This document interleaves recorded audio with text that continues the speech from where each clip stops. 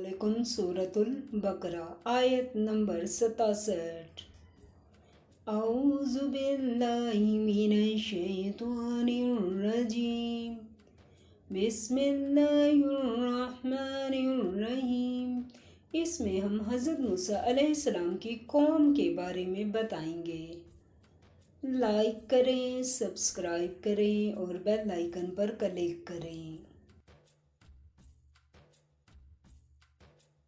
اور جب موسیٰ علیہ السلام نے اپنی قوم کے لوگوں سے کہا کہ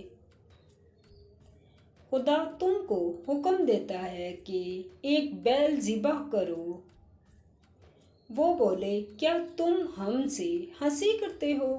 موسیٰ علیہ السلام نے کہا کہ میں خدا کی پناہ مانگتا ہوں کہ نادان بنوں۔ سورۃ البقرہ آیت نمبر 68۔ انہوں نے کہا اپنے پروردگار سے التجا کیجیے کہ وہ ہمیں یہ بتائے کہ وہ بیل کس طرح کا ہو۔ موسیٰ علیہ السلام نے کہا پروردگار فرماتا ہے کہ وہ بیل نہ تو وہ بوڑھا ہو اور نہ بچڑا، بلکہ ان کے درمیان یعنی جوان ہو، سو جیسا تم کو حکم دیا گیا ہے ویسا کرو۔ سورۃ البقرہ آیت نمبر 69۔ انہوں نے کہا اپنے پروردگار سے درخواست کیجیے کہ ہم کو یہ بھی بتائے کہ اس کا رنگ کیسا ہو۔ موسیٰ علیہ السلام نے کہا پروردگار فرماتا ہے کہ اس کا رنگ گہرا زرد ہو کہ دیکھنے والوں کے دل کو خوش کر دیتا ہو۔ سورۃ البقرہ آیت نمبر 70۔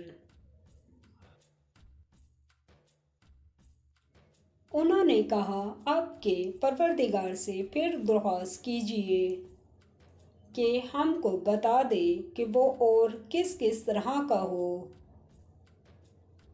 کیونکہ بہت سے بیل ہمیں ایک دوسرے کے مشابہ معلوم ہوتے ہیں، پھر خدا نے چاہا تو ہمیں ٹھیک بات معلوم ہو جائے گی۔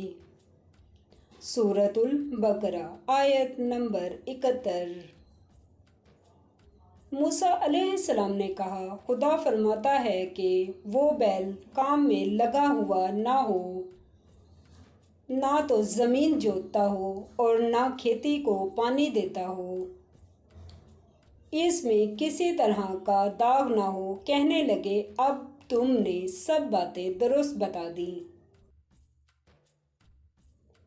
غرض بڑی مشکل سے انہوں نے اس بیل کو ذبح کیا اور وہ ایسا کرنے والے تھے نہیں۔ سورۃ البقرہ آیت نمبر 72۔ اور جب تم نے ایک شخص کو قتل کیا اور پھر اس میں باہم جھگڑنے لگے، لیکن جو بات تم چھپا رہے تھے خدا اس کو ظاہر کرنے والا تھا۔ سورۃ البقرہ آیت نمبر 73۔ تو ہم نے کہا اس بیل کا کوئی سا ٹکڑا مقتول کو مارو، اسی طرح خدا مردوں کو زندہ کرتا ہے اور تم کو اپنی قدرت کی نشانیاں دکھاتا ہے تاکہ تم سمجھو۔